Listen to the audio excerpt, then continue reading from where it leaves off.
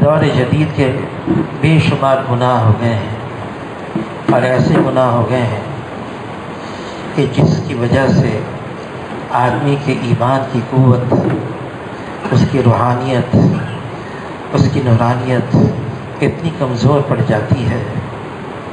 وہ تنہائی کے گناہ ایسے شدید اور ایسے خطرناک ہیں کہ اگر ان سے بھی توبہ نہ کیا جائے اور رجوع نہ کیا جائے اور اپنی زندگی کو نہ بدلا جائے تو وہ ایسے گناہ ہیں جو آدمی کے ایمان کو بالکل خراب کر دیتے ہیں۔ آدمی یہ سوچتا ہے میں نے کمرے کو بند کر کے، دروازہ بند کر کے میں اندر بیٹھا ہوا ہوں اور مجھے تو کوئی نہیں دیکھ رہا ہے، لیکن اس بند کمرے کے اندر ذرا بچے کی بھی آواز آ جاتی ہے تو آدمی چونک جاتا ہے۔ پھر ہوا کا جھونکا آتا ہے، دروازے پر کوئی ذرا سی دستک ہوتی ہے، آدمی چونک جاتا ہے، ٹھہر جاتا ہے، رک جاتا ہے۔ کیوں؟ رسوائی کا ڈر، پتہ نہ چل جائے۔ اپنے خفیہ ہم نے گروپ بنا لیے ہیں اور ہم سمجھتے ہیں اور لوگوں کو پتہ نہیں ہے۔ اللہ تعالیٰ کلام پاک میں فرما رہے ہیں حشر کے میدان میں ہم لوگوں کے منہ پر مہر لگا دیں گے، پھر اس کے بدن کے اعضاء گواہی دیں گے، اس کا ہاتھ، اس کے پاؤں۔ ہم یوں سمجھ رہے ہیں کہ میں جو دیکھ رہا ہوں یہ نامہ اعمال میں محفوظ کیے جا رہے ہیں۔ جو کچھ ہم دیکھ رہے ہیں ہم اپنے ہاتھ سے، وہ ایک کلک ایسی ہوتی ہے کہ آدمی کہاں سے کہاں پہنچ جاتا ہے۔ ہمارے باپ دادا نے بھی کبھی ایسی چیزیں دیکھی نہیں اور بغیر دیکھے ہوئے اللہ کو پیارا ہو گیا، لیکن ہم ایسی چیزوں میں مبتلا ہو گئے ہیں۔ ایک مولوی صاحب آئے، کافی دیر تک مجھ سے بات کرتے رہے، فرمانے لگے اس کی طرف آپ لوگوں کو متوجہ کریں، ہم اس کی ایک چیزیں، گندی چیزیں چھوڑ دیں جس سے ہمارے ذہن آلودہ ہو جاتے ہیں، ہمارے جذبات خراب ہو جاتے ہیں، ہمارے خیالات ناپاک ہو جاتے ہیں۔ ان چیزوں کو ہمیں چھوڑنا ہوگا، کیونکہ یہ تنہائی کے گناہ ایسے ہیں آدمی کے لالے پڑ جاتے ہیں۔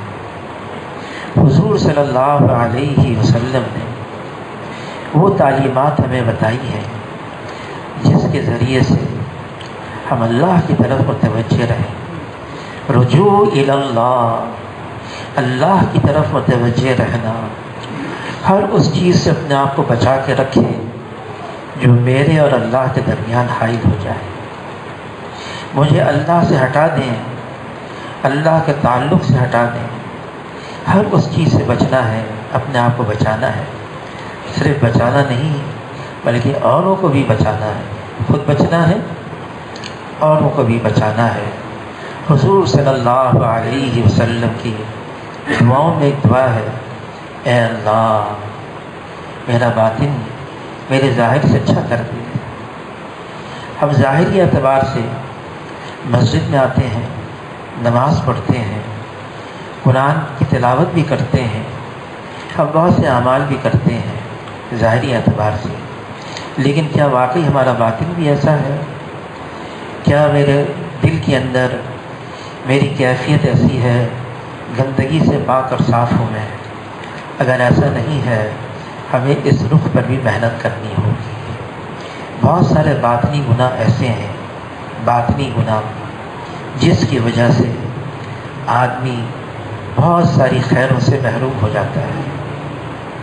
باطنی گناہ، اندر کے گناہ، مثلا آدمی کے اندر اوروں کے بارے میں کینہ ہے، بغض ہے، حسد ہے، کسی کو حقیر جاننا ہے، کسی کو نیچے سمجھنا ہے، اپنے آپ کو بڑھیا سمجھنا ہے، اپنے آپ کو اچھا سمجھنا ہے، یہ بہت سارے باطنی گناہ ہیں۔ فرمایا جس کا مفہوم ہے، بہت سارے ایسے مواقع آتے ہیں جب اللہ کی رحمت بارش کی طرح برستی ہے اور بہانے بہانے سے اپنے بندوں کی مغفرت کی جاتی ہے۔ لیکن بعض گناہ ایسے ہیں، باطنی گناہ ایسے ہیں، جب رحمت کی بارش برس رہی ہے وہ بھی ان سے دور ہو جاتی ہے۔ وہ باطنی گناہ کیا ہے؟ دل میں کینہ رکھا ہے، دل میں حسد ہے، کسی کے خلاف جذبات ہیں، یہ اللہ کو بالکل ناپسند ہے۔ حضور صلی اللہ علیہ وسلم کی تعلیمات میں یہ ہے، ہمارا دل صاف ہو۔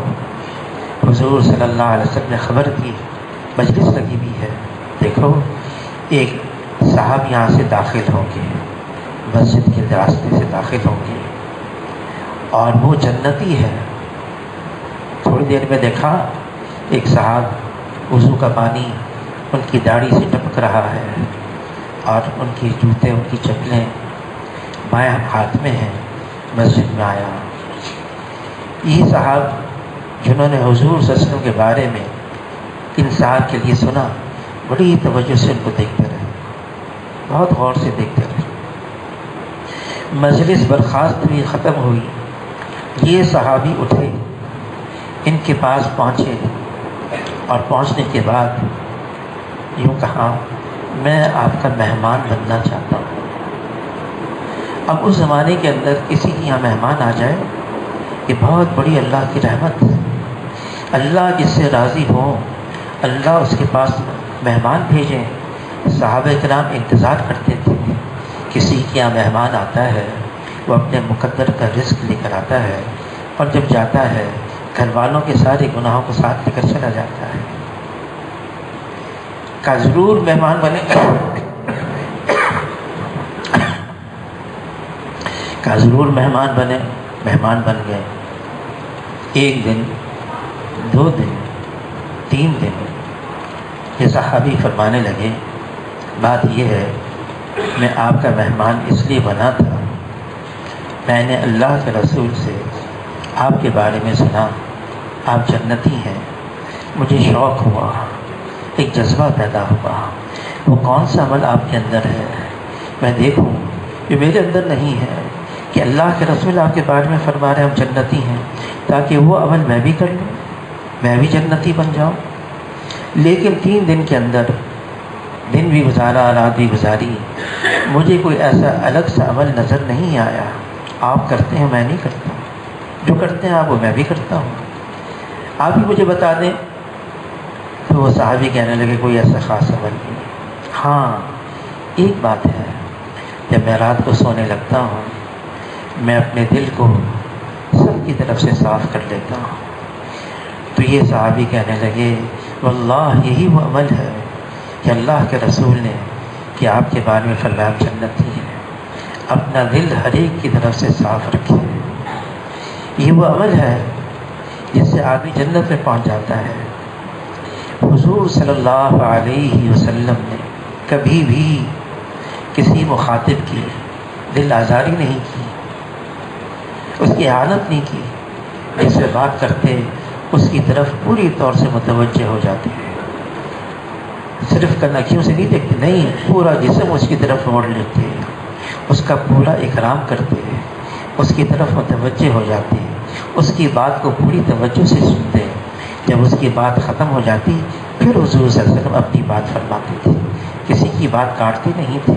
اور حضور صلی اللہ علیہ وسلم جو بات فرماتے اس کا دل رکھتے، دوسروں کے بارے میں حضور کو احساس ہوتا، نماز پڑھا رہے ہیں، جلدی نماز پڑھا دی، صحابہ کرام کی طرف متوجہ ہوئے، فرمایا کہ میں نے جلدی نماز اس لیے ختم کی کہ نماز پڑھاتے پڑھاتے مجھے ایک بچے کی رونے کی آواز آ گئی، خیال ہوا اس کی ماں تو پریشان ہوگی، اس لیے میں نے نماز کو مختصر کر لیا۔ یعنی نماز جیسا عمل اس کو بھی مختصر کیا، کسی کو تکلیف نہ پہنچے، کسی کی دل آزاری نہ ہو۔ حضور صلی اللہ علیہ وسلم اپنی ذات کے لیے کبھی کسی پر غصہ نہیں ہوتے تھے، اپنی ذات کے لیے یا دنیاوی کسی کام کے لیے بدلہ نہیں لیتے تھے۔ ہاں کوئی امر حق کی مخالفت کر لے، امر حق کی مخالفت پھر تو حضور صلی اللہ علیہ وسلم جب تک امر حق کو غالب نہ کر دیں چین سے نہیں بیٹھتے تھے، لیکن اپنی ذات کے لیے کبھی نہیں، کبھی اپنی دنیاوی کسی کام کے لیے نہیں۔ ہاں حضور صلی اللہ علیہ وسلم دین کی بات بھی فرماتے، نرم لہجے میں فرماتے، غصے میں بھی آتے تو حضور غصے کی حالت میں کھڑے نہیں ہوتے تھے، لہجہ سخت نہیں ہوتا تھا، نرم گو تھے، نرم دل تھے، الفاظ بھی نرم استعمال فرماتے اور دل رکھتے۔ اللہ تعالیٰ موسیٰ علیہ السلام کو، ہارون علیہ السلام کو فرعون کے پاس بھیج رہے ہیں اور یہ فرما رہے ہیں انہو طغیٰ، دیکھو وہ بغاوت پر آ گیا ہے، لیکن ساتھ میں یہ بھی فرما رہے ہیں قولا قولا لینا، دیکھو نرمی سے بات کرنا۔ فرعون کے پاس بھیج رہے ہیں، موسیٰ علیہ السلام کو بھیج رہے ہیں، ہارون علیہ السلام کو بھیج رہے ہیں، فرما رہے ہیں نرمی سے گفتگو کرنا، دین کی بات بھی کرنی ہے، اس کا ہمیں طریقہ بتایا ہے۔ مامون رشید کو کوئی دین کی بات بتا رہا تھا، سختی سے کہہ رہا تھا، سخت انداز سے، سخت لہجے میں، تو مامون رشید نے کہا دیکھو اللہ تعالیٰ نے تم سے بہتر کو مجھ سے بدتر کے پاس بھیجا، یعنی موسیٰ علیہ السلام، اور مجھ سے بدتر فرعون کے پاس بھیجا، اور قدر نرمی سے بات کرنا، انداز نرم ہو، لہجہ نرم ہو، اور ہمارے الفاظ بھی ایسے ہوں کسی کی دل آزاری نہ ہوئی ہو۔ یہ ساری باتیں ہمیں بتائی ہیں۔ آج امت کے اندر جو سب سے کمی واقع ہوئی ہے معاشرے میں، وہ طبیعت کے خلاف، مزاج کے خلاف ناگواری آئے اور وہ برداشت نہیں ہوتا، عدم برداشت، یہ آج معاشرے کے اندر عام ہو گیا ہے۔ کوئی طبیعت کے خلاف بات آتی ہے ہم سے برداشت نہیں ہوتا، حالانکہ اللہ تعالیٰ نے کئی انداز سے ہمیں اس امت کو بتایا ہے لمن صبر وغفر، صبر بھی کرو اور معاف بھی کرو، وتواصوا بالحق وتواصوا بالصبر واستعینوا بالصبر والصلاۃ، صابروا ورابطوا، مختلف انداز سے صبر کرو، برداشت کر لو، سہ جاؤ۔ جس نے یہ ہنر سیکھ لیا، طبیعت کے خلاف بات آئے اور اس کو میں برداشت کر لوں، جس نے یہ ہنر سیکھ لیا تو آتا ہے اب دنیا کی کوئی طاقت اس کو شکست نہیں دے سکتی، اس کو کوئی طاقت دنیا کی ہرا نہیں سکتی۔ اس نے برداشت کرنا سیکھ لیا، سہ گیا۔ اور یہ چیزیں کب آتی ہیں آدمی کو؟ جب اللہ کے ساتھ قرب ہو، اللہ کے ساتھ تعلق ہو۔ جتنی اللہ کی معرفت کھلتی چلی جاتی ہے، جتنا اللہ کو پہچانتے چلے جاتے ہیں اللہ کیسے ہیں، وہ ایک ہے، اکیلا ہے، یکتا ہے، تنہا ہے، اللہ کا کوئی ساتھی نہیں، اللہ کا کوئی ثانی نہیں، اللہ کا کوئی متوازی نہیں، اللہ کا کوئی جیسا نہیں ہے، وہ وحدہ لا شریک لہ ہے، وہ ایک ہے، اکیلا ہے۔ جس نے اللہ کو پہچان لیا پھر وہ اس کی طبیعت میں کیا ہوگا؟ عاجزی، انکساری، تواضع، اپنی حیثیت کو مٹا دے گا۔ حاجی صاحب آئرلینڈ سے میں آیا، حاجی صاحب نے پوچھا کون سا مجمع آیا ہوا ہے؟ میں نے کہا پورے ملک کے شورا والوں کو جمع کیا ہے۔ کبھی میری طرف سے اتنی بات کہہ دینا، آدمی چھوٹا بن کر چلے، آدمی چھوٹا بن کر چلے، اپنی حیثیت مٹا دے، بے نفس ہو جائے، فرمایا اپنے آپ کو مردوں میں شمار کر زندوں میں سمجھ ہی نہیں، پھر نہ کسی بات کی خوشی ہے نہ کسی بات کا رنج ہے۔ میں تو کچھ بھی نہیں، میری کوئی حیثیت نہیں۔ مولانا یوسف صاحب کاندھیلوی رحمۃ اللہ علیہ فرمانے لگے کیا کریں، نفس اور شیطان ہمارے ساتھ لگا ہوا ہے۔ آدمی کام کرتے کرتے، عمل کرتے کرتے کیا ہوتا ہے، اس اپنے ہی ذہن میں اپنا ایک مقام بنا لیتا ہے، میں یہاں تک پہنچ گیا، میں یہاں ہو گیا۔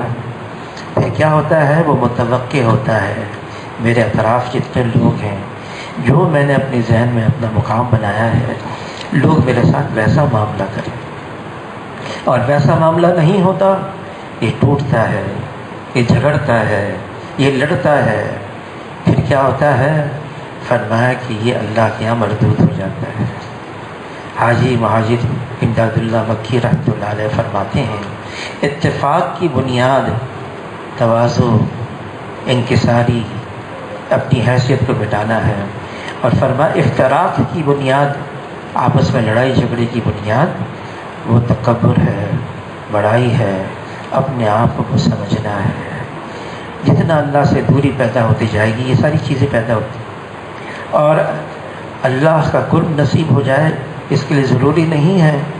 ابلیس تو فرشتوں کے ساتھ رہتا تھا، جن میں سے تھا، فرشتے لے کر گئے، اللہ کا درباری بنا دیا، لیکن اس کے اندر سے یہ بات گئی نہیں۔ خلقتنی من نار وخلقتہ من طین، مجھے بنایا آگ سے، اس کو بنایا مٹی سے، میں اچھا ہوں۔ یہ بات کب جاتی ہے؟ جتنا اللہ کی معرفت ملے گی۔ جبرائیل علیہ السلام اگر اپنی اصلی حیت میں آ جائیں، ان کا سر عرش معلیٰ سے جا کر لگے، ان کا پاؤں تحت الثری میں ہو، 600 پروں میں سے ایک پر کھول دیں سارا مشرق ڈھک جائے، دوسرا کھول دیں سارا مغرب ڈھک جائے، لیکن جب اللہ کا کوئی حکم آتا تو جبرائیل علیہ السلام سکڑتے سکڑتے سکڑتے چڑیا کی مانند ہو جاتے ہیں۔ اس ہیبت سے کہ اللہ کا حکم آیا ہے، اللہ جل جلالہ خالق اور مالک ہیں، جس نے ساری کائنات کو بنایا ہے، اور اللہ کے علاوہ کوئی ہستی نہیں جو اللہ کے حکم کے بغیر یہاں کچھ کر سکے۔ یہاں جو کچھ ہے اللہ کی طرف سے ہے، اللہ کرتے ہیں اور اللہ ہی سے ہوتا ہے۔ اللہ کو پہچان لیا، پھر اب اللہ کو چھوڑ کر کہیں اور نہیں جائے گا۔ جس دل میں صرف اللہ سے امید ہوتی ہے، جس دل میں صرف اللہ کا خوف ہوتا ہے، وہ دل مطمئن رہتا ہے، اور جس دل میں اللہ کے علاوہ سے امید ہوتی ہے، جس دل میں اللہ کے علاوہ کا خوف ہوتا ہے، یہ دل ہمیشہ پریشان رہتا ہے۔ ہمیشہ دلوں کا اطمینان صرف اللہ کے ذکر میں، الا بذکر اللہ تطمئن القلوب، خبردار دلوں کا اطمینان صرف اللہ کے ذکر اور تعلق میں ہے۔ اللہ کے ساتھ تعلق ہے، حالات کتنے کیوں نہ آ جائیں، یہ سب اللہ کا غیر ہے، اور جو اللہ کا غیر ہے اللہ کے بغیر کچھ کر نہیں سکتا ہے۔ والقدر خیرہ وشرہ من اللہ تعالی، ہر چیز اللہ کی طرف سے، اللہ کی طرف متوجہ ہو جانا، اور رجوع الی اللہ، استغفار کریں، اپنی طرف سے بھی کریں اور ساری امت کی طرف سے بھی ہم استغفار کریں، ساری امت کی طرف سے۔ ہم سارے ایک ہی کشتی کے سوار ہیں، اس امت کا معاملہ اللہ نے اجتماعی رکھا ہے۔ اگر فجی کے اندر کوئی مسلمان ہے گناہ کرتا ہے، اس کے اثرات ساری امت پہ پڑتے ہیں۔ چلی کے اندر مسلمان ہے گناہ کرتا ہے، اس کے اثرات ساری امت پر پڑتے ہیں۔ ہم خود بھی استغفار کریں اور ساری امت کی طرف سے بھی استغفار کریں۔ اللہ تعالیٰ ہم سب کو قبول